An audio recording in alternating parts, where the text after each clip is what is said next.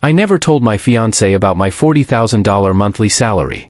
She only knew the simple version of me, the guy who lived modestly and never talked about money. So when she invited me to a party with her rich friends, I decided to play along and act exactly how they already saw me, poor, naive, and easy to overlook. The moment I walked through that door, the looks, the jokes, and the quiet disrespect began. I stayed calm, watched every move, and let them dig deeper. They thought the night was about putting me in my place. They didn't realize it was setting up the moment that would turn everything upside down. Before I tell you how that night unfolded and why it changed everything between me and my fiancé, do me a quick favor, make sure you're subscribed and drop a comment saying where you're watching from. It helps more than you think. My name is Jason. I'm 29 years old, and until that night, almost everyone in my life believed I was just another average guy trying to get by in New York City. I lived in a small studio in Astoria. No flashy car. No designer clothes. I cooked at home, took the subway, and reused the same old leather wallet I'd had since college. That wasn't an act, it was just how I lived. What I didn't advertise was that I worked in private logistics consulting, quietly managing contracts that paid me more in a month than most people in that room made in a year. Emily, my fiancée, knew I was comfortable, but that was it. She never asked for numbers, and I never volunteered them. She came from a very different world. Her social circle was made up of people who talked about money the way others talked about weather, constantly, casually, and competitively. Penthouse apartments. Investment portfolios. Vacation homes they visited just for the weekend. I never fit into that picture, and I could tell it bothered her friends long before that party. The invitation came on a Wednesday night. Emily was sitting across from me on the couch, scrolling on her phone with a smile that told me she was about to say something she'd been rehearsing in her head. So, Olivia is hosting a party on Friday, she said, trying to sound casual. It's mostly my friends. A few of their partners. Nothing big. I nodded. Okay. She hesitated. It's a nice place. In Soho. That pause said everything. Do you want me to come? I asked. Yes. I mean, yeah. Of course, she replied quickly. Then, softer, just be yourself. I almost laughed. I didn't know then how ironic that sentence would become. Friday night came fast. I opened my closet and didn't even think twice. Plain dark jeans. A slightly worn jacket. Sneakers that were clean but clearly not expensive. No watch. No jewelry. I looked exactly like the version of me they were already comfortable dismissing. The building itself was ridiculous. A restored industrial loft with a private elevator that opened directly into the apartment. Floor-to-ceiling windows. Soft music playing through speakers I probably couldn't afford even if I wanted to. The doors slid open, and the room went quiet for half a second, the kind of pause people don't realize they make when they're scanning, judging, assessing. Olivia was the first to recover. She smiled, but it was the kind of smile that stopped at the lips. You must be Jason, she said, already looking past me. That's me, I replied, offering my hand. She shook it lightly, like she was afraid it might stain hers. Around her, the group gathered naturally, wine glasses in hand. Nathan. Lucas. Sophie. Brandon. Claire. All dressed perfectly. All looking at me like I was an unexpected glitch in the evening. Emily squeezed my arm. Guys, this is Jason. Lucas raised an eyebrow. The fiancé, he said, as if confirming something disappointing. We moved deeper into the apartment. Conversations resumed, but I noticed how none of them included me. The comments weren't loud. They were subtle. Careful. Sharp in the way only people who think they're superior know how to be. So, Jason, Brandon said eventually, swirling his drink, what do you do again? I work in consulting, I answered simply. Oh, he said. Like, freelance stuff? Something like that. He nodded slowly, satisfied. That's cool. Must be flexible. Claire leaned toward Emily. Not even trying to whisper. That must be nice. Not stressful like real finance jobs. I caught Emily's jaw tighten, but she said nothing. As the night went on, the digs became more confident. Jokes about rent prices. Comments about how hard it must be, starting out. Someone asked if I needed tips on investing. Another offered advice on building connections, as if I were desperate for them. I played my role perfectly. Smiled. Nodded. Asked innocent questions. Let them talk. Let them show me exactly who they were when they thought there were no consequences. At one point, Olivia gestured toward the bar. Drinks are expensive, but don't worry, we've got it covered tonight. I thanked her like it meant something. What none of them realized was that I was memorizing everything. Every word. Every glance exchanged over my head. Every time Emily looked at me with embarrassment instead of defense. And standing there, surrounded by wealth and arrogance, I made a quiet decision. I wasn't going to stop this night. I was going to let it go exactly where they pushed it. Because when people believe you're beneath them, they get careless. And careless people make mistakes they can't undo. That was only the beginning. The longer the night went on, the bolder they became. It always happens that way. Once people decide you don't matter, they stop filtering themselves. They assume you won't push back, won't remember, won't count.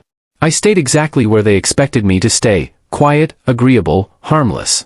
We were gathered near the kitchen island now, a slab of marble bigger than my entire dining area back home. Bottles lined up like trophies. Someone had dimmed the lights just enough to make everything feel exclusive and cinematic. "So, Jason," Lucas said, leaning back against the counter, "how long have you been in New York?" "Almost 8 years," I replied. He whistled. "And still in Astoria?" I smiled. "Yeah." Claire laughed softly. "That's admirable." Admirable. The word people use when they mean unfortunate. Emily shifted beside me. "Astoria's nice," she said, a little too defensively. "Oh, totally," Sophie chimed in. "Very authentic." I caught the glance Olivia exchanged with her. They thought they were subtle. They weren't. Nathan took a sip of his drink. "So what's the plan, man? Long term. You know, career-wise." "I'm pretty settled," I said. He frowned. "At 29? "Yeah." Brandon snorted. "Must be nice not having ambition." There it was. Not loud. Not aggressive. Just enough to land. Emily turned toward him. "That's not fair." He raised his hands. "Hey, no offense. I just mean, most people our age are grinding. Trying to build something real." I nodded thoughtfully. "Grinding can mean different things." He laughed. "Sure." The conversation drifted, but the tone had shifted. They were circling now. Testing boundaries. Seeing how far they could go. Someone turned the music up. Another group moved toward the balcony. I stayed put. Olivia reappeared with a fresh drink and handed it to Emily. Then she looked at me. "Jason, you good? Or is this stuff too strong?" "I'm good," I said. She tilted her head. "You sure? I know some people aren't used to this kind of scene." I met her eyes. Held them a second longer than expected. "I adapt," I said. She smiled thinly and turned away. That should have been the moment Emily stepped in. The moment she shut it down. The moment she chose us over them. She didn't. Instead, she busied herself talking to Sophie about an upcoming trip to Milan. That hurt more than any comment.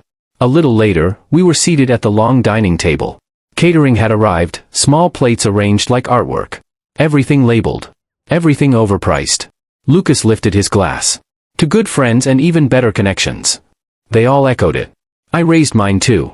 During dinner, the questions turned sharper. "So how did you two meet?" Claire asked, cutting into her food. "Mutual friends," Emily said quickly. "She slid into my DMs," I added casually. A few laughs. Brandon smirked. "Bold move." Emily smiled, but it didn't reach her eyes. "And marriage?" Olivia asked, swirling her wine. "That's a big step." "It is," I agreed. She looked directly at me. Especially when lifestyles don't always align. The table went quiet for a beat. Emily stiffened. "What does that mean?" "Oh, nothing bad," Olivia said sweetly. "Just adjustments. Expectations. You know how it is." I nodded. "I do." Nathan leaned forward. "Look, man, I respect anyone who makes it work in this city. But marriage is about security too. Stability." "I agree."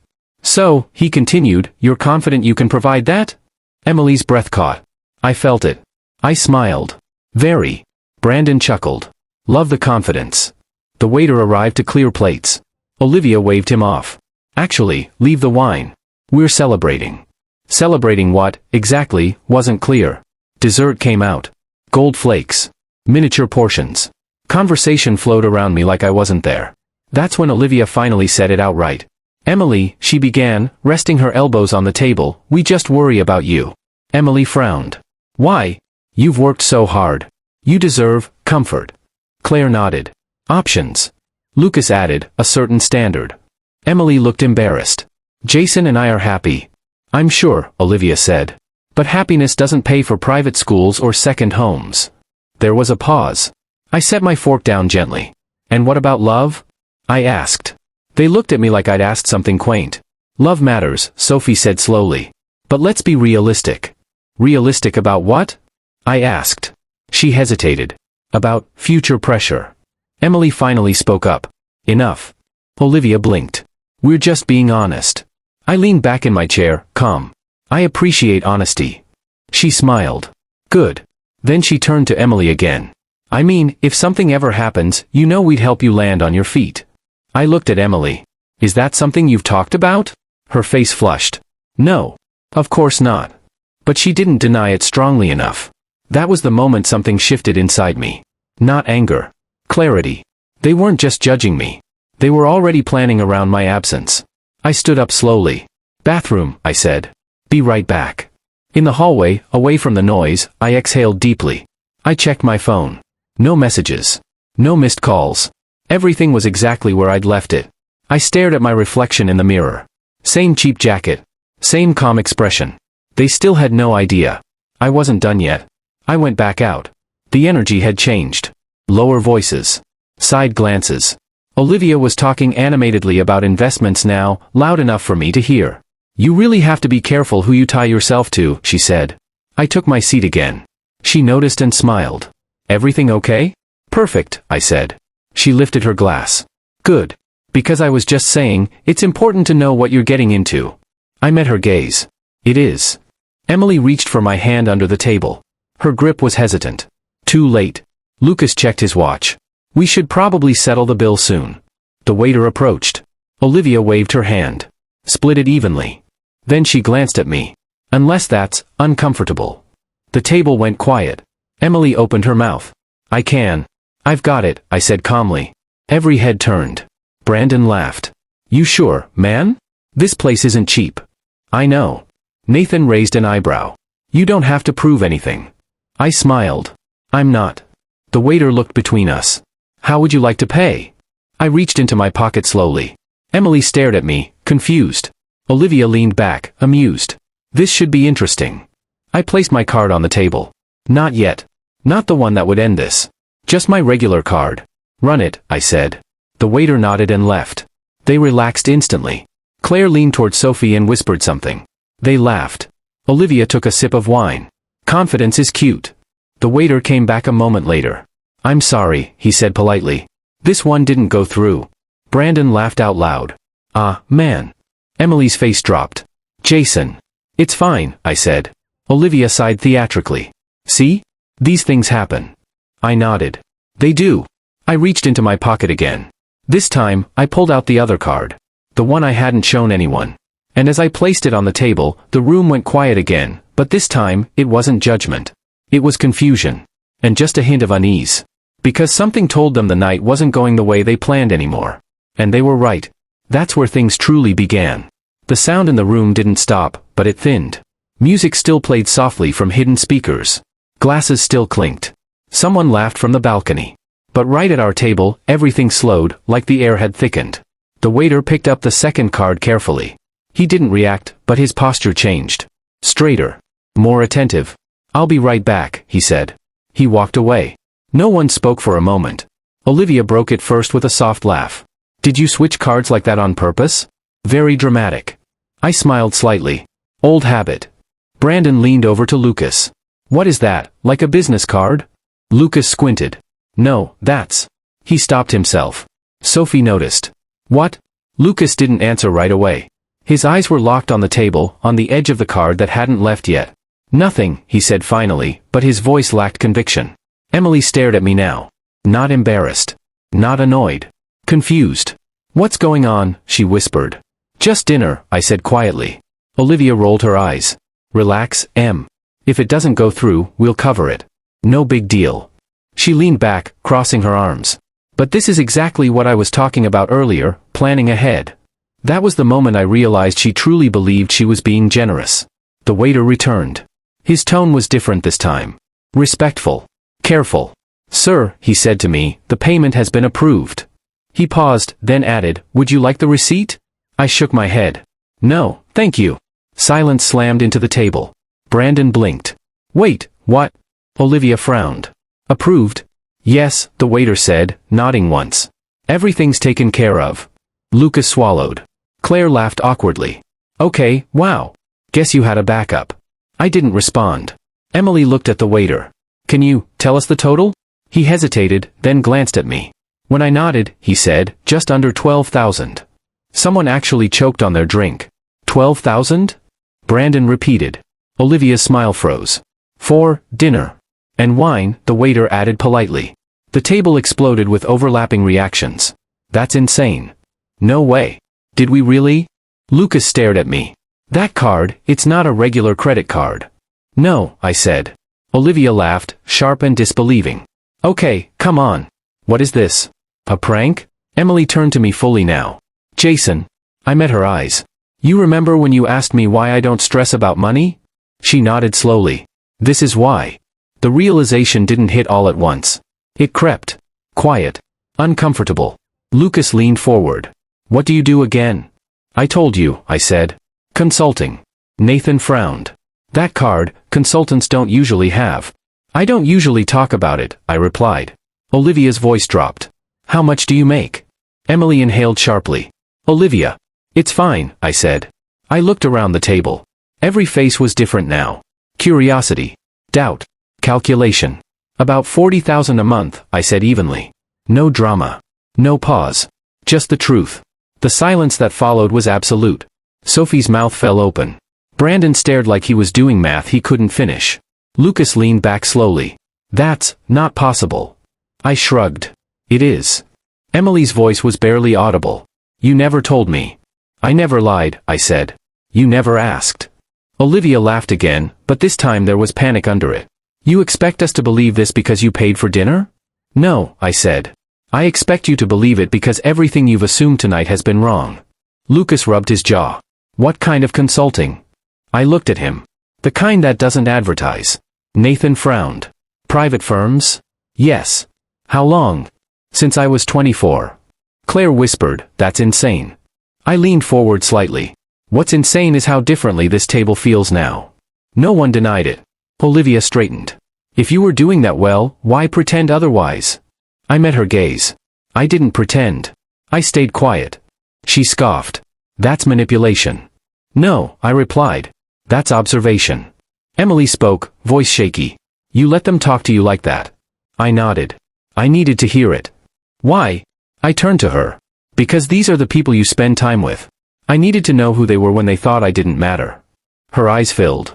And what did you find? I looked back at the group. That respect here is conditional. Lucas exhaled. This is being blown out of proportion. Is it? I asked. 10 minutes ago, you were advising my fiancée to plan ahead in case I couldn't provide. Brandon muttered, we were just being real. I know, I said. That's the problem. Olivia's voice hardened. So what is this? Some kind of lesson? I smiled faintly. No. Just clarity. Emily pushed her chair back slightly. You all talked about him like he wasn't even here. Sophie whispered, we didn't mean. But you did, Emily said. You always do. Olivia stood up. This is unfair. He embarrassed us. I stood too. No, I said calmly. You embarrassed yourselves when you thought there was nothing to lose. Lucas shook his head. You could have told us. And missed the honesty? I asked. Never. The tension in the room was sharp now. People nearby had noticed. Conversations elsewhere had slowed. Emily looked between me and her friends. Why does this feel like you're all suddenly interested? No one answered. I picked up my jacket. I think we're done here. Olivia scoffed. Walking out now? Yes. Emily stood beside me. I'm coming with you, she said. The group erupted. Emily, don't overreact. This is awkward, not dramatic. Sit down. She shook her head. No. This was ugly. Olivia stared at her. You're choosing this? Emily took my hand. I'm choosing truth. That stung them more than anything. We walked toward the elevator. Behind us, I heard Olivia say, this isn't over. I didn't turn around. Because I knew she was right. But not in the way she thought. As the elevator doors closed, Emily exhaled like she'd been holding her breath all night. You let them tear you apart, she said softly. I looked at our reflection in the mirror. They didn't tear me apart. She looked up. Then why did you do it? I met her eyes. Because now you've seen them without the mask. The elevator descended. And somewhere above us, a carefully polished world had just cracked. But the real fallout? That was still coming. We didn't speak much on the ride home that night. Not because there was nothing left to say, but because everything important had already been exposed. The city light slid across the windshield, blurring into long streaks, and I could feel Emily replaying every moment in her head the same way I was. The jokes. The looks. The sudden shift when the truth surfaced. Silence filled the car, thick but honest. Finally, she said it. You knew this would happen. I kept my eyes on the road. I knew something would. You let them believe you were less. I let them believe what they already believed, I said calmly. I just stopped correcting it. She didn't argue. That alone told me how much had changed. When we reached her building, she didn't get out right away. She sat there, fingers locked together, staring forward like she was bracing for impact that hadn't come yet. They've always been like this, she admitted quietly. I just learned how to pretend it didn't bother me. That works, I said, until it doesn't. She looked at me then. Really looked. Do you think I'm like them? The question wasn't defensive. It was scared. No, I said honestly. But you've been standing close enough that they assumed you were. That one landed. She nodded slowly, like someone realizing they'd been carrying a weight they never chose. They're going to talk about this. A lot. I know. And they'll twist it. I know. She swallowed. If they do, don't hide it from me. I won't, I said. I'm done hiding. That was when she stepped out of the car. I drove home alone. By the time I woke up the next morning, my phone looked like it had survived a small explosion. Missed calls. Messages from unknown numbers. Group chats I'd never been part of lighting up with opinions I hadn't asked for. I didn't open any of them at first. I made coffee. Black. Sat at my kitchen counter. Let the quiet settle. Then I checked. Lucas wanted to clear the air. Olivia accused me of humiliating everyone on purpose. Brandon joked that I should have given them a heads up before pulling a stunt like that. Sophie sent a single message that stood apart from the rest. I should have said something. I'm sorry I didn't. That one stayed with me. Emily called not long after. They're already rewriting it, she said. Her voice was tight, controlled. Of course they are. They're saying you manipulated the situation. That you embarrassed them to make a point. And what do you think? There was a pause. Then, I think I've been excusing behavior I'd never tolerate from strangers. That mattered more than anything they could say. She came over later that morning. No makeup. No polished outfit.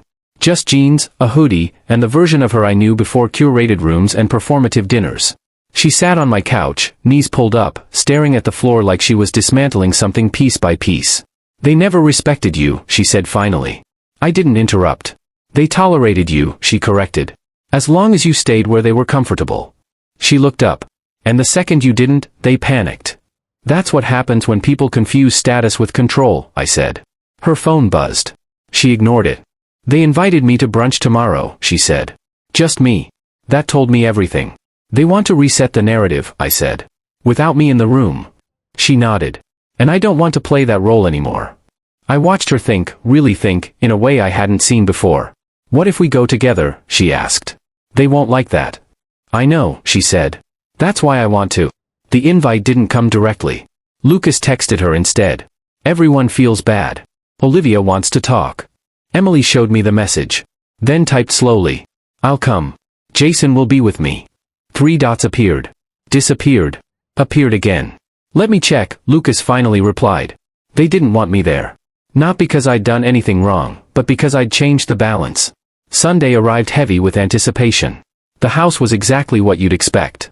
Glass, white walls, expensive furniture arranged to look effortless. A place designed to impress, not to welcome. Conversations dipped when we walked in. Not abruptly, just enough to notice. Olivia approached first, smile tight. Emily. Then her eyes flicked to me. Jason. I nodded. Olivia. No seat offered.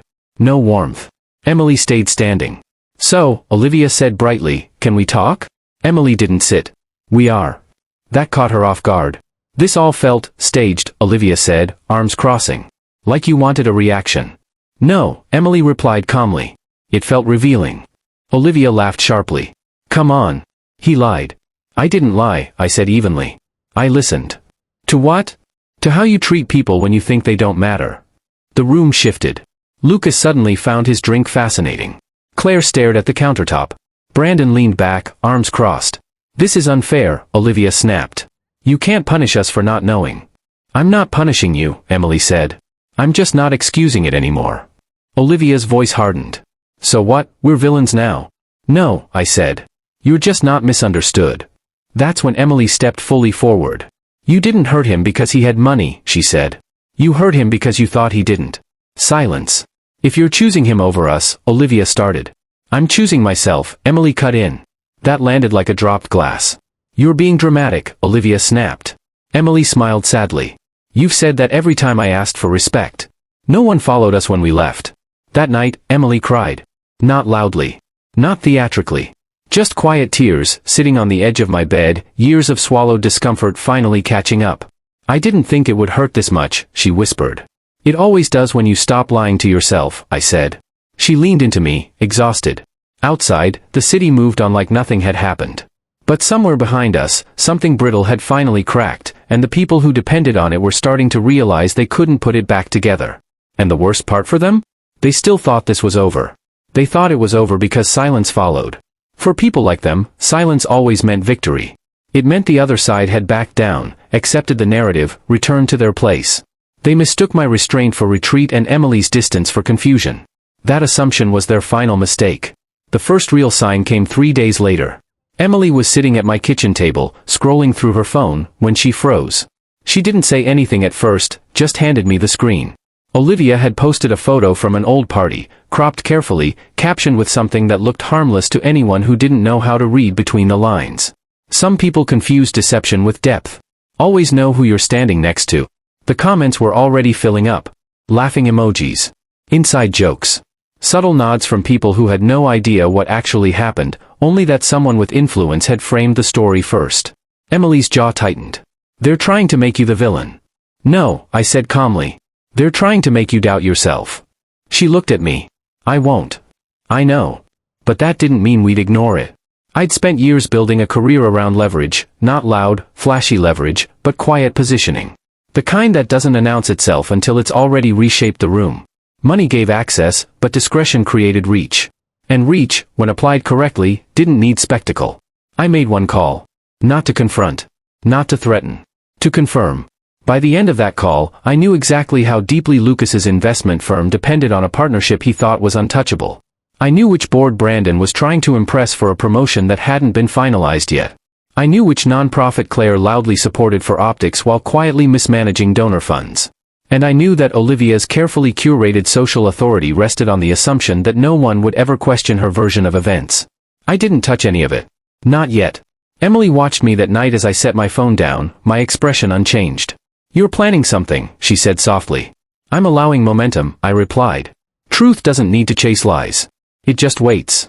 The next weekend, we were invited to an engagement mixer. Not by Olivia's circle, by someone adjacent. A neutral space. The kind of room where reputations drifted before they hardened. Emily hesitated when the invite came through. They'll be there, she said. I know. Are you sure? Yes. She nodded. Then I'm sure too. The venue was crowded, warm, buzzing with polite ambition. People dressed well but watched each other carefully. We arrived together, unannounced, unbothered. And immediately, the air shifted. Whispers moved faster than footsteps. Lucas spotted us first. His smile faltered for half a second before he masked it.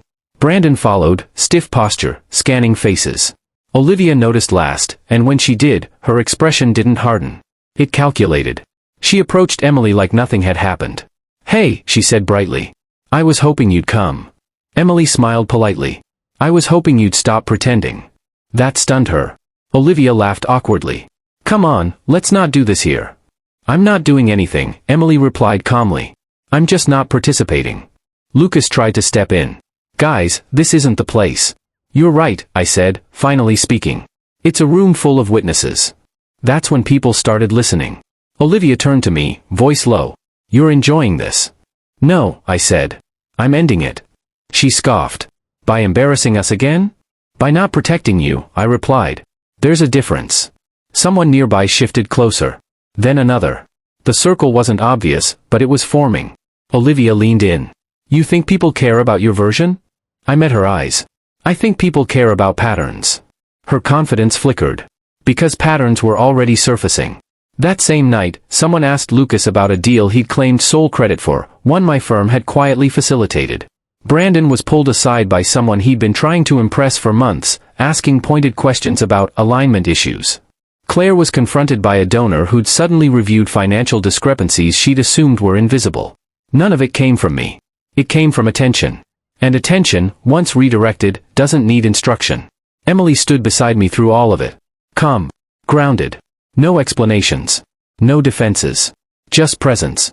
When Olivia realized what was happening, truly realized it, she pulled Emily aside one last time.